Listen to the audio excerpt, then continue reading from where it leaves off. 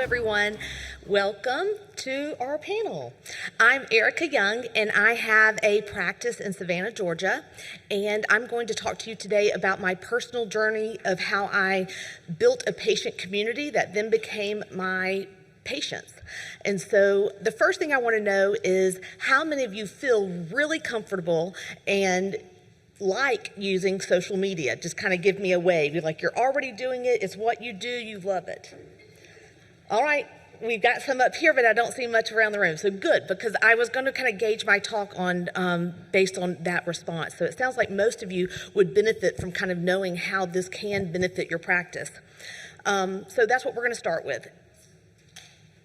Here, just a little bit about me. I have been open since July of 2018, and I've maintained a patient panel of 650 since 2020. It took me about a year and a half to get to that full patient panel. So, the first thing we're going to talk about is Facebook. This is what I'm most comfortable with and what I've used for the longest amount of time, and I do credit my Facebook group with allowing me to grow as fast as I did once I opened. And so the first thing I want to go over is why you should do this. Just recently, I've had 2 different physicians come to me in Savannah saying, I'm interested in becoming a DPC. And the first thing I usually tell those people that come to me is that you need to join the DPC Docs Facebook group. Well, both of these physicians shared with me, oh, I'm not on Facebook.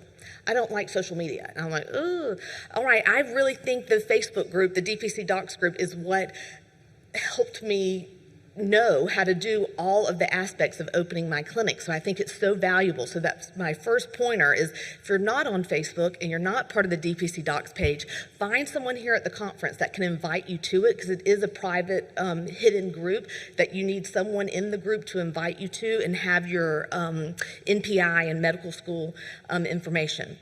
But that's a key point. I do feel like it is similar to if you wanted to open a business in 1950 and say you're not going to have a telephone number or you're not going to be listed in the yellow pages. It's pretty nuts that you would try to start a business and not have a way for people to communicate with you or find you. So I do feel like it's pretty critical. It would be interesting to know how many successful opened practices don't have a presence on social media. So, first component of Facebook is that there are 2 things on Facebook that I think are valuable for a DPC practice, and that's a business page and a business group. We're going to first start talking about the business page. So the business page mine is super simple. These are the profile picture and cover picture that have been on there since I started it. And it's not something that I go and modify. This is just my logo, and it's super simple. But the business page, I see it as that yellow pages entry. It really is just telling people who you are, where you are, how to contact you. So on the business page, you're going to have it very basic information, your contact, a link to your website. You're going to have your hours and location. The benefit of having a business page is that your patients can put a review up of your practice. Hopefully it's positive. And then they also can check in. I have found over the last few years that some patients feel very proud to have access to health care. They feel very proud that they're going to the doctor. So when they come to my office, they like to make their own social media post and check in at my location. Well, what that does for my business is every friend on their list that post comes up in their news feed is now seeing my practice. They can also mention me in a post. So they might make a post and say, I am so thankful that today I had a fever and this and that, and I go by Erica at my practice, so people say, and Erica was able to see me, first thing this morning and get me the help that I needed.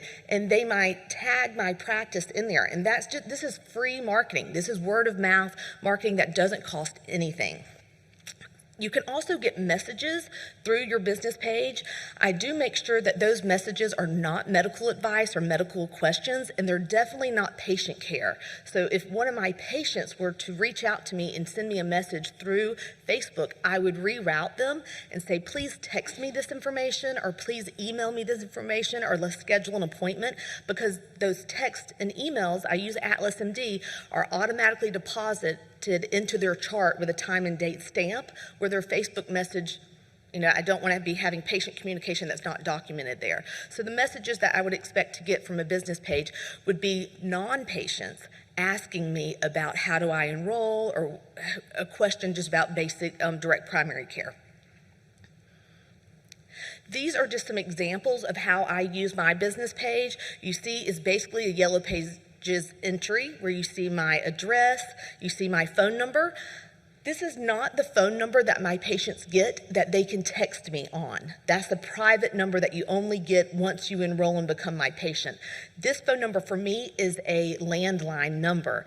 And so it is my office number, is what I put out on a business card or a brochure that the public could call. I have a separate cell phone number through Atlas where my patients would call or text me. So I do think it's important to not put that cell phone number out on something like this, because then you're going to be getting lots and lots of text and phone calls that you think are from patients but are just from random public questions. A link to my website and also the hours. And then I use this business page to send out to the public, not just my patients, basic health information. So if you see examples here of a tornado watch, or there's an opportunity to get vaccines. So it's not much personality and it's not much discussion. It's just post letting people know, hey, there's a blood drive going on, or we're going to be closed for Thanksgiving. So these bits of information on my business page, I keep it pretty generic and pretty open, or that it would service the entire community, not just my patient population. So I'm not going to be putting things in there that are very detailed about my practice. All right, the next thing is the business group. Now, my story is that I knew I was going to do direct primary care in my first year of residency, and so I came to the DPC Summit in Washington, D.C. in the summer of 2017, and very much like you, I was just absorbing in all the information about DPC. And since I had 2 more years of residency before my clinic would open, I went ahead and started my business group at that time because I was doing residency in a city that I was not from and I did not have roots there. So I knew I needed to start networking as soon as possible. So with my business group, I literally met 2 ladies at a dinner, and they were asking me, why are you in Savannah? What made you move here? And I said, well, it's for residency, and they were asking, what do I want to do after? And I was explaining a little bit about direct primary care and my vision for my practice. And so I thought, I'm going to start a group. So I literally started the group with me and those 2 ladies. And so there was the 3 of us in July of 2016. So what this business group was all about at that time is exactly this. It was a place for discussion, for vision boarding, for inspiration, and networking for my practice. At the time, I thought my business was going to be called Mind, Body, Spirit, MD until a business consultant said that's too many words. We're going to make it a little bit simpler. But that's what it started out as in July of 2016. So from there, my business group has morphed quite a bit since then, obviously, as the name changed and my practice opened. But what the purpose of this group is to build that patient community and for people to share about my practice and people to kind of learn about my style of medicine and whether or not we would be a good fit as a doctor-patient relationship. So this is where I show more personality and share more of my kind of personal insights on healthcare. So some ideas of how you might want to use a Facebook group is, again, you can share health information, local events. I sometimes do a daily post, but that's not always. I don't have a strategy for this. I don't have a plan. It's more organic than that. If something comes up in my own social media feed that I think my patients would benefit from, then I will share it to my group. In the group, the other members of the group can also share if they want to. You can limit that if you want. If you feel like that's too risky, you can have it to where if they want to share, you have to approve it first.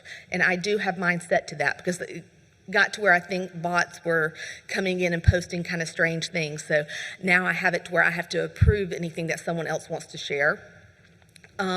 When I was building out my practice, though, I did use this to ask the community members that were part of the group, about their opinions. I put up my different logo designs and said, which one of these do you like?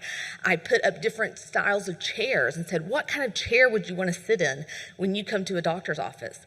I asked them about when I went to order my medicine vials from dispensing medicines, I realized they can actually come in several different colors. So I put the different colors up there and said, hey guys, I'm trying to make this decision. Share with me, what's your opinion? What color do you want your medicine vials to be? So I was engaging this community before I was even open, letting them be a part of what was going to be happening. As doctors are having to learn what direct primary care is, patients also have to learn what direct primary care is. So this is where I was being able to share the little bits and pieces of how a direct primary care practice works and why it would be valuable for them to join. Here are some examples. Sometimes, actually this began during COVID, I realized I wasn't having much patient-doctor face-to-face appointments, and I was talking in telemedicine with a lot of my patients, and there was just a really heightened sense of stress. So I was like, we need to do something each day that we can kind of focus on a sense of peace or serenity or grace, whatever that might be. So there have been several times throughout my practice that I'll do a month-long focus journal, and sometimes those are posts that I come up with on my own. Other times I might even purchase a journal and then share ideas from that book credited to them as the focus journal. I'll even ask my patient community, would you like to take a day? We're going to spend the month of July focused on peace. Is there a day that you would want to take and share a post for the community? And I usually don't fill up my calendar with patients, but usually about 4 or 5 of them will say, I want to take a day. The coolest one I had is a patient that she's a musician, and she composed a piano piece and recorded it. And she said, I want to share this with the group as my day, as the focus on peace. So I thought that was really cool. But trying to engage them and have them involved, sometimes it's crickets and you don't hear anything from a post, but other times it is getting engagement, and the patients will actually even share it onto their pages or comment on it or add their friends to it. Other things I might do is, like, we did a Sober October this past October, and so that's something I was posting up every day, something as just kind of support and information about the Sober October. Or this one actually says No Drink November, but I could do it every month. So the purpose of the group, though, was to really get my name out there, to describe my style of medicine, to network with people in my community that might want to be my patients. And so in the very beginning, I was doing little giveaways to encourage the people that were in the group to add additional friends and family. So the very first beginning of this group was me and those 2 ladies that I just had a brief conversation with about what I wanted to do. And then from there, every single person I came in contact with heard my spiel, whether this was me getting my hair cut or at the time I was a resident, so I was able to share with patients I was meeting at the hospital or in the residency clinic, and I would share about direct primary care, and I'd say, oh, and I have this Facebook group, why don't you join it, and that way you can follow along and find out when I'm going to be opening. I know some people that are employed, they have some limitations on what they can do to recruit patients, so that might not be something that fits your experience. Here's just one example of a giveaway I did, and I typically would do a giveaway of like a essential oil or something like a trinket of some sort. And what I would do is always say, please look through your friends list, see if there's anyone that you think would benefit or would want to be a part of this group, and add them to the group. Then the person that wins the giveaway, it's not by random, it's the person I don't already know. It's the person that's not already a patient. It's the person that I want for them to come into my clinic to pick up that little essential oil so that they can experience what my office looks like, they can meet me, and maybe they want to become a patient. So while I might say it's a random giveaway, I am kind of strategically picking who would be most beneficial to win this award and then start a conversation with me through that. Here's one other giveaway I did, and this one is once I was open, I was encouraging everyone in the group to go find my Facebook business page, because obviously the business page came later because I didn't even have a name when I first started the group, but I was encouraging them, please like it, please share it, please join, please add someone, and then again, that was helping my membership grow. The other thing I do in my group is I celebrate what's happening in my office. And so this was like oh, we're so excited, we've reached the 300 member mark, and review your friends list to see if there's anyone that might want to join. And it kind of gives that sense of urgency of like, oh, they're half full. If we want to do this, we can't wait too long or we might lose our opportunity. Now we're going to move to Instagram. I'm not as comfortable or have used Instagram for as long, and honestly, I blend both my personal and my business Instagram into one account, and not everyone would feel comfortable with that, but that's how it's worked out for me. But the Instagram profile is very much like the business page, where it has just that basic contact information, a link to my website. And some of the post examples, there are things that are going to include my kids because that's a big part of who I am. And then it also might be things like you see here, like celebrating my Nurse for Nurses Week, or letting the public, because this is just open to the public, it's not just my patients, about different health opportunities in the community. You can see here like the mobile mammograms or the HIV testing. On Instagram, if you're not familiar with it, you can make posts. You can also do reels, which are like little videos. And then you can also do a story, where a story is just, Facebook has this too, where you can put it up and it lasts just for 24 hours. The coolest thing with it, though, is you can see anyone who has looked at that story, you can see who they are. So you can kind of see who you're reaching. Current patients, people you don't know, or kind of gauges who's been looking over your profile. You can also get messages on Instagram, and again, my same advice of no medical opinions, no patient care through those messages. When I do the focus journals, what you post on Facebook can also be shared to Instagram, and so you're not having to do double work. A lot of people have shared with me, like, how do you have time to do that? And sometimes I might post 3 times a week. Sometimes I might not post at all for a week. And I really feel like it isn't something that you should hire out, in the fact that it really needs to be who you are in directly relationship with you in your patient community. So it needs to reflect your personality and not necessarily something that you'll get lots of emails of people saying, I want to run your social media or I want to redo your website. But I think it needs to be more personal than that. Part of opening my practice, like I shared with you asking about chairs and medicine vials, I also posted pictures of the actual build out of my clinic. My husband and I did most of it ourselves, so along the way I'd say, oh look, we painted the walls, or we put up the cabinets or whatever, and again, kind of celebrating and letting the patients know that we were getting ready to open the clinic. 4 months from March until I opened in July, this was my profile picture on both my personal page, my business group, and on Instagram. So I was wanting my anyone and everyone that came in contact with me on social media to know that this is my website, this is when we're opening, and please enroll. I did offer a no registration fee for anyone who enrolled in my practice before I opened. When I look back at that now, one, it was good that I had 120 patients on day 1, but I had not done those meet and greets that you've heard about, where you're able to kind of meet the patient and see whether or not they would be a good fit. The good component is that all of those people were people that had heard about me on Facebook. So they were people that I had either met in person or had been added to my group from someone I met in person. And they were already familiar with my maybe style of medicine.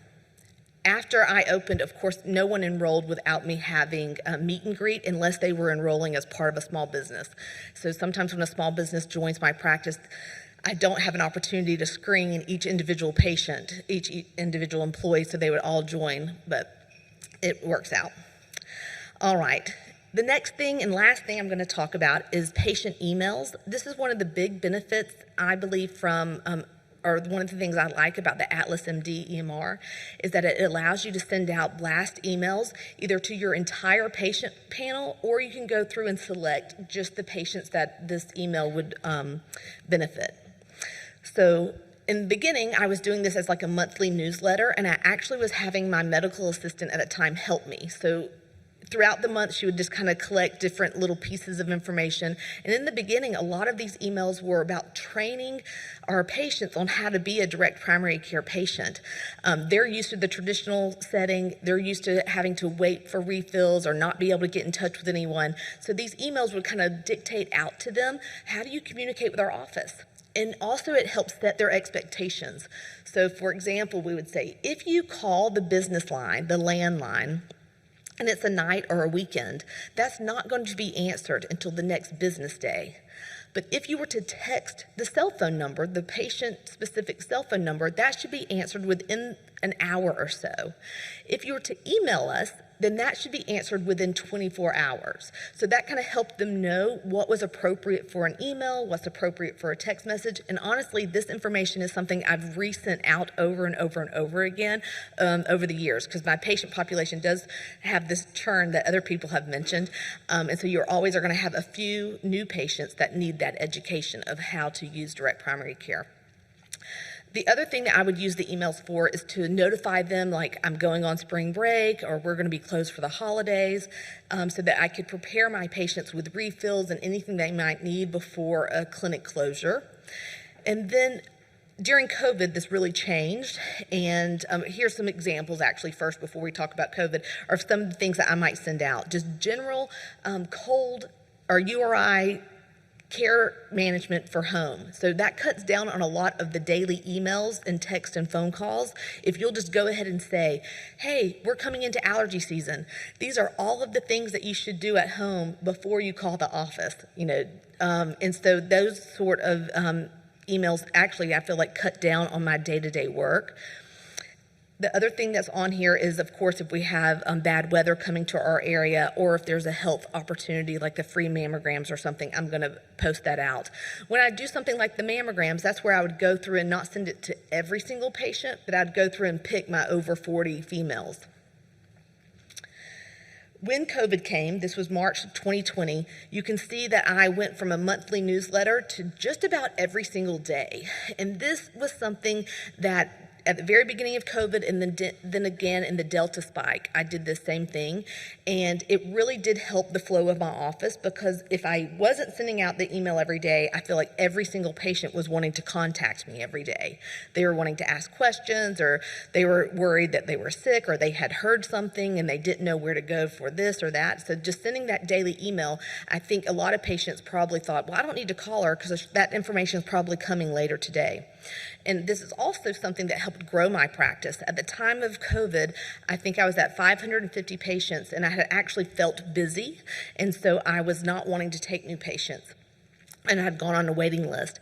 But during COVID, a lot of these emails, patients would say, oh, I forward your email out to all my friends and family, and now so-and-so and so-and-so and so-and-so want to be your patients. And so actually that's when I filled out completely to the 670 mark, was once COVID came.